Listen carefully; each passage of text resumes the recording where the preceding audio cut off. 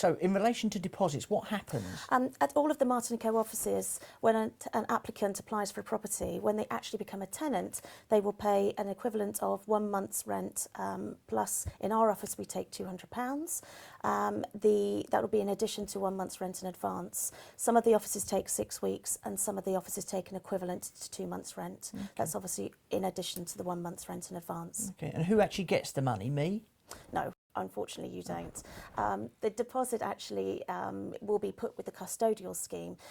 As of April 2007, there was new legislation introduced regarding tenancy deposits, which was there to protect the tenants from disputes at the end of tenancies, and also with regard to potentially landlords not providing with the correct information.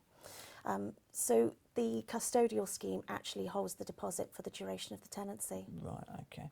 And what can I use this money for? You can't actually use it for anything. The deposit belongs to the tenant, which is why it gets put into the custodial scheme. At the end of the tenancy, you can, of course, apply to have money deducted from the deposit, but it is a negotiating process between the agent on your behalf and the tenant. At the beginning of the tenancy, we'll have an inventory conducted, which will show the condition of your property. And at the end of the tenancy, we'll have a checkout conducted, which in effect is a spot the difference exercise. And it's from that we will decide what needs to be done to put the property back to the condition it was at the start. So who will decide how much things will cost? Well, there are two things. There's fair wear and tear, which is the landlord's responsibility, so general things such as decoration to keep your property up to date. Then there will also be damages and dilapidations, and that is actually the tenant's responsibility.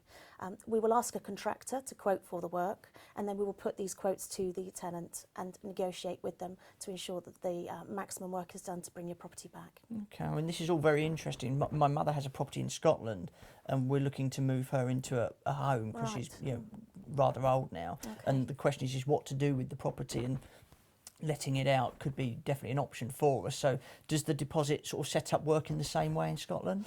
Interesting. It doesn't currently work in the same way. It will be, though. There is new tenancy deposit protection laws coming into Scotland too.